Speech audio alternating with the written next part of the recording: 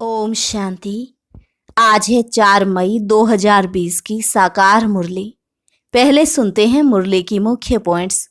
बाबा ने कहा, तुम बच्चों को ब्रह्मा बाप समान अंदर में खुशी रहनी चाहिए कि हम यह शरीर छोड़ जाकर यह लक्ष्मी नारायण बनेंगे।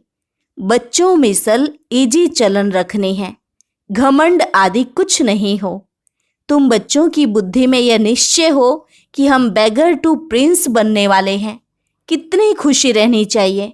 यह बेगर दुनिया तो अब खत्म होनी है।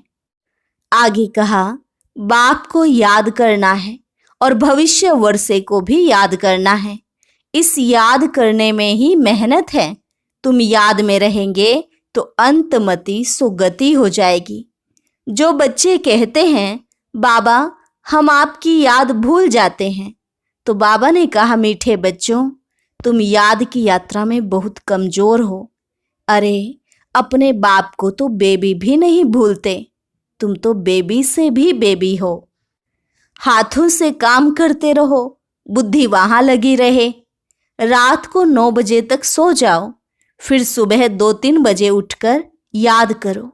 बैठकर याद करने की आदत भी नहीं डालनी। याद तो चलते फिरते भी कर सकते हो। फिर कहा, याद जरूर करना है, नहीं तो विकर्म कैसे विनाश होंगे। सारा मदार याद पर है। सवेरे का टाइम बहुत अच्छा है, वायुमंडल अच्छा रहता है, शांति रहती है। उस समय आराम से बैठकर बाबा से बातें करो। और लास्ट में बाबा ने कहा, बाप को याद कर नर से नारायण बनना है। इसमें दिल होल अर्थात दिल शिकस्त नहीं होना चाहिए। ये ख्याल कभी ना आए कि सब राजा थोड़े ही बनेंगे। जितना जो पुरुषार्थ करेंगे उतना ही पहले आएंगे, अर्थात उच्च पद पाएंगे। अब सुनते हैं मुरली को विस्तार से। मुरली का सार। मीठे बच्चे, अपना स्वभाव बाप समान इजी बनाओ। तुम्हारे में कोई घमंड नहीं होना चाहिए। ज्ञान युक्त बुद्धि हो, अभिमान ना हो। प्रश्न, सर्विस करते हुए भी कई बच्चे बेबी से भी बेबी हैं, कैसे? उत्तर, कई बच्चे सर्विस करते रहते हैं, दूसरों को ज्ञान सुनाते रहते हैं, लेकिन बाप को याद नहीं करते। कहते हैं, बाबा याद भूल जाती है। तो बाबा उन्हें बेबी से भी बेबी कहता, क्योंकि बच्चे कभी बाप को भूलते नहीं। तुम्हें जो बाप प्रिंस प्रिंसेस बनाता, उन्हें तुम भूल क्यों जाते? अगर भूलेंगे तो वर्षा कैसे मिलेगा? तुम्हें हाथों से काम करते भी बाप को याद करना है। ओम शांति। पढ़ाई की एम ऑब्जेक्ट तो बच्चों के सामने है। बच्चे यह भी जानते हैं कि बाप साधारण तन में है, सो भी बूढ़ा तन है। वहां तो भल बूढ़े होते हैं तो भी खुशी रहती है कि हम बच्चा बनेंगे। तो यह भी जानते हैं, इनको यह खुशी है कि हम यह बनने वाले हैं। बच्चे जैसी चलन हो जाती है। बच्चों मिसल इजी रहते हैं, घमंड आदि कुछ नहीं। ज्ञान की बुद्धि है, जैसे इनकी है अर्थात ब्रह्मा की है, वही तुम बच्चों की होनी चाहिए। बाबा हमको पढ़ाने आए हैं, हम यह बनेंगे, तो तुम बच्चों को यह खुशी अंदर में होनी चाहिए ना। हम यह शरीर छोड़ जाकर यह बनेंगे। राजयोग सीख रहे हैं, छोटे बच्चे अथवा बड़े सब शरीर छोड़ेंगे। सबके लिए पढ़ाई एक ही है। यह भी कहते हैं, हम राजयोग सीखते हैं, फिर हम जाकर प्रिंस बनेंगे। तुम भी कहते हो, हम प्रिंस प्रिंसेस बनेंगे। तुम पढ़ रहे हो प्रिंस प्रिंसेस बनने के लिए। अंतमति सुगति हो जाएगी। बुद्धि में यह निश्चय है, हम बेगर से प्रिंस बनने वाले हैं। यह बेगर दुनिया ही खत्म होनी है। बच्चों को बहुत खुशी रहनी चाहिए। बाबा बच्चों को भी आप समान बनाते हैं। शिव बाबा कहते हैं, हमको तो प्रिंस प्रिंसेस बनना नहीं है। यह बाबा कहते हैं, हमको तो बनना है ना।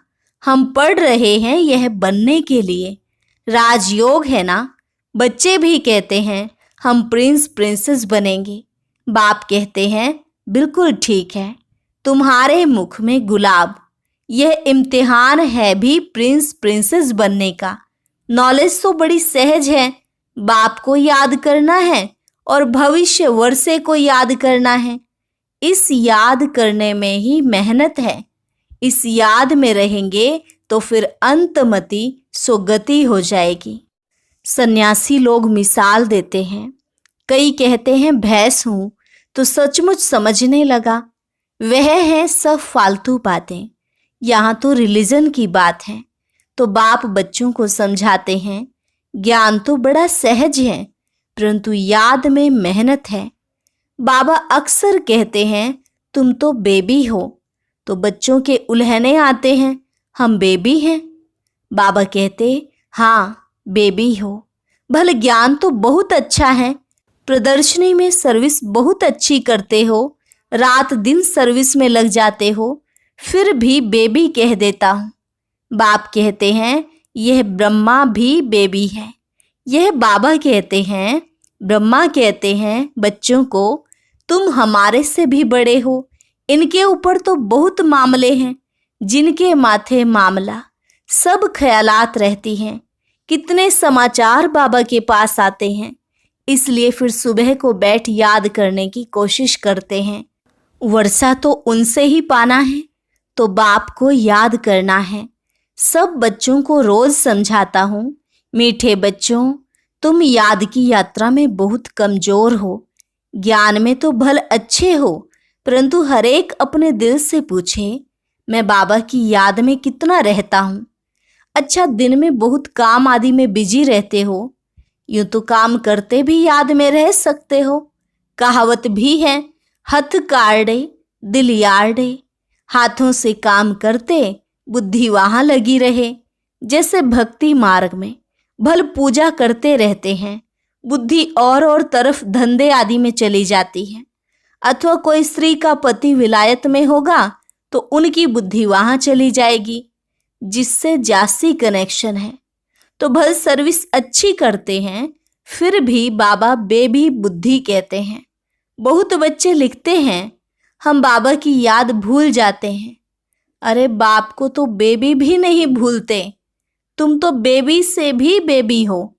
जिस बाप से तुम प्रिंस प्रिंसेस बनते हो वह तुम्हारा बाप टीचर गुरु है, तुम उनको भूल जाते हो। जो बच्चे अपना पूरा पूरा पोता मेल बाप को भेज देते हैं, बाबा उन्हें ही अपनी राय देते हैं। बच्चों को बताना चाहिए हम बाप को कैसे याद करते हैं, कब याद करते हैं, फिर बाप राय देंगे। बाबा समझ जाएंगे इनकी यह सर्विस है, इस अनुसार उनको कितनी फुर्सत रह सकती है। गवर्नमेंट की नौकरी वालों को फुर्सत बहुत रहती है। काम थोड़ा हल्का हुआ, बाप को याद करते रहो। घूमते फिरते भी बाप की याद रहे। बाबा टाइम भी देते हैं। अच्छा, रात को 9 बजे सो जाओ, फिर 2-3 बजे उठकर याद करो, यहाँ आकर बैठ जाओ। परंतु यह भी बैठने की आदत बाबा नहीं डालते हैं। याद तो चलते फिरते भी कर सकते हो। यहाँ तो बच्चों को बहुत फुर्सत है। आगे तुम एकांत में पहाड़ों पर जाकर बैठते थे। बाप को याद तो जरूर करना है, नहीं तो विकर्म विनाश कैसे होंगे। बाप को याद नहीं कर सकते हो तो जैसे बेबी से भी बेबी ठहरे ना। सारा मदार याद पर है। पतित पावन बाप को याद करने की मेहनत है। नॉलेज तो बहुत सहज है, ये भी जानते हैं। यहाँ आकर समझेंगे भी वही जो कल्प पहले आए होंगे। बच्चों को डायरेक्शन मिलते रहते हैं। कोशिश यही करनी है हम तमो प्रधान से सतो प्रधान कैसे बने। सिवाय बाप की याद के और कोई उपाय नहीं। बाबा को बता सकते हो बाबा हमारा यह धंधा होने के कारण अथवा ये कार्य होने के कारण हम याद नहीं कर सकता हूँ। बाबा फट से राय देंगे ऐसे नहीं ऐसे करो। तुम्हारा सारा मदार याद पर है। अच्छे अच्छे बच्चे ज्ञान तो बहुत अच्छा देते हैं, किसको खुश कर देते हैं, परंतु योग है नहीं। बाप को याद करना है, ये समझते हुए भी फिर भूल जाते हैं। इसमें ही मेहनत है। आदत पड़ जाएगी तो फिर एरोप्लेन या ट्रेन में बैठे रहेंगे तो भी अपनी धुन लगी रहेगी। अंदर में खुशी होगी, हम बाबा से भविष्य प्रिंस प्रिंसेस बन रहे हैं। सुबह को उठकर ऐसे बाप की याद में बैठ जाओ। फिर थक जाते हो, अच्छा याद में लेट जाओ। बाबा युक्तियां बतलाते हैं। चलते फिरते याद नहीं कर सकते हो तो बाबा कहेंगे अच्छा रात को निष्ठा में बैठो तो कुछ तुम्हारा जमा हो जाए, परंतु यह जबरदस्ती एक जगह बैठना हठ योग हो जाता है। तुम्हारा तो है सहज मार्ग। रोटी खाते हो, बाबा को याद करो। हम बाबा द्वारा विश्व का मालिक बन रहे हैं। अपने साथ बातें करते रहो, मैं इस पढ़ाई से यह बनता हूँ। पढ़ाई पर पूरा अटेंशन देना है। तुम्हारी सब्जेक्ट ही थोड़ी है। बाबा कितना थोड़ा समझाते हैं। कोई भी बात न समझो तो बाबा से पूछो। अपने को आत्मा समझना है। ये शरीर तो 5 भूतों का है। मैं शरीर हूँ ऐसा कहना गोया अपने को भूत समझना है। यह है ही आसुरी दुनिया, वह है दैवी दुनिया। यहाँ सब देह अभिमानी हैं। अपनी आत्मा को कोई भी जानते नहीं। रॉन्ग और राइट तो होता है ना। हम आत्मा अविनाशी हैं, ये समझना है राइट। अपने को विनाशी शरीर समझना रॉन्ग हो जाता है। देह का बड़ा अहंकार है। अब बाप कहते हैं देह को भूलो, आत्म अभिमानी बनो। इसमें है मेहनत। 84 जन्म लेते हो, अब घर चलना है। तुमको ही इजी लगता है, तुम्हारे ही 84 जन्म हैं। सूर्यवंशी देवता धर्म वालों के 84 जन्म हैं। करेक्ट कर लिखना होता है। बच्चे पढ़ते रहते हैं, करेक्शन होती रहती है। उस पढ़ाई में भी नंबरवार होते हैं ना। कम पढ़ेंगे तो पगार अर्थात पैसा भी कम मिलेगा। अब तुम बच्चे बाबा पास आए हो सच्ची सच्ची नर से नारायण बनने की अमर कथा सुनने। यह मृत्यु लोक अब खत्म होना है। हमको अमर लोक जाना है। अभी तुम बच्चों को यह चिंता लग जानी चाहिए कि हमें तमो प्रधान से सतो प्रधान, पतित से पावन बनना है। पतित पावन बाप सभी बच्चों को एक ही युक्ति बताते हैं। सिर्फ कहते हैं बाप को याद करो, चार्ट रखो तो तुमको बहुत खुशी होगी। तुम त्रिनेत्री त्रिकालदर्शी बन रहे हो। बहुत ऐसे भी मनुष्य हैं जो कहते हैं ज्ञान तो जहां तहां मिलता रहता है, यह कोई नई बात नहीं है। अरे यह ज्ञान कोई को मिलता ही नहीं। अगर वहां ज्ञान मिलता भी है फिर भी करते तो कुछ नहीं हो। नर से नारायण बनने का कोई पुरुषार्थ करते हैं, कुछ भी नहीं। तो बाप बच्चों को कहते हैं सवेरे का टाइम बहुत अच्छा है, बड़ा मजा आता है, शांत हो जाते हैं, वायुमंडल अच्छा रहता है। सबसे खराब वायुमंडल रहता है 10 से 12 तक। इसलिए सवेरे का टाइम बहुत अच्छा है। रात को जल्दी सो जाओ, फिर 2-3 बजे उठो, आराम से बैठो, बाबा से बातें करो, वर्ल्ड की हिस्ट्री ज्योग्राफी याद करो। शिव बाबा कहते हैं मेरे में ज्ञान है ना, रचता और रचना का।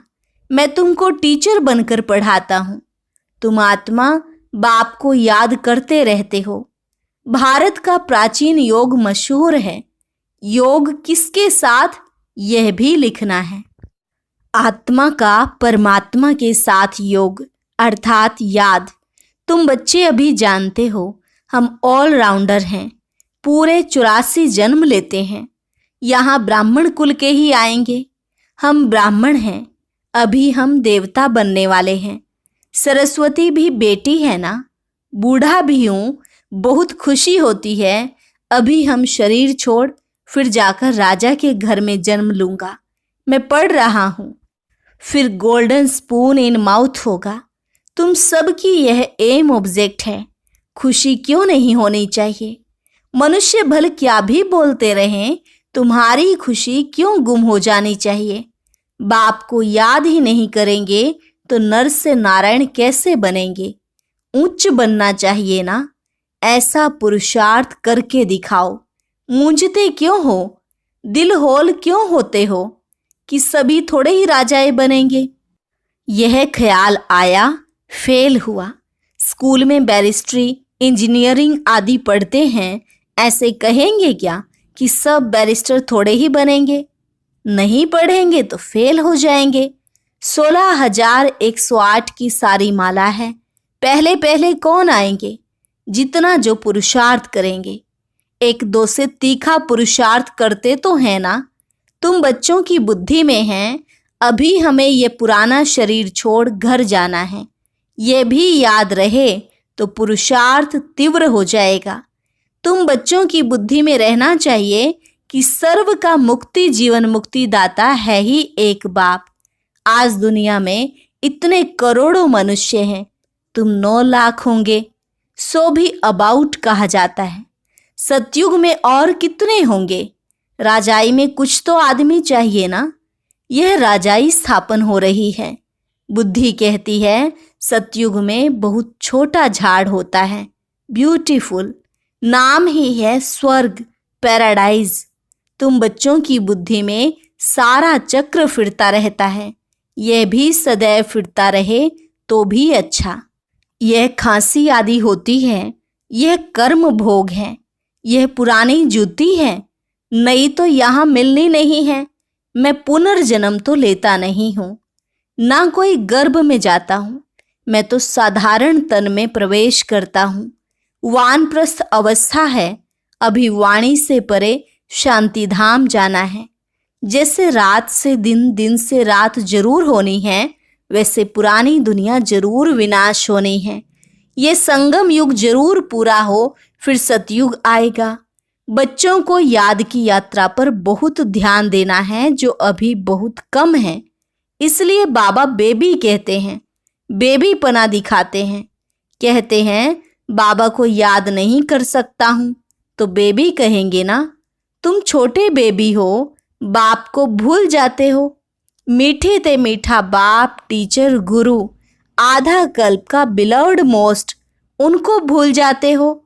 आधा कल्प दुख में तुम उनको याद करते आए हो। हे भगवान, आत्मा शरीर द्वारा कहती है ना, अब मैं आया हूँ, अच्छी रीति याद करो, बहुतों को रास्ता बताओ, आगे चलकर बहुत वृद्धि को पाते रहेंगे।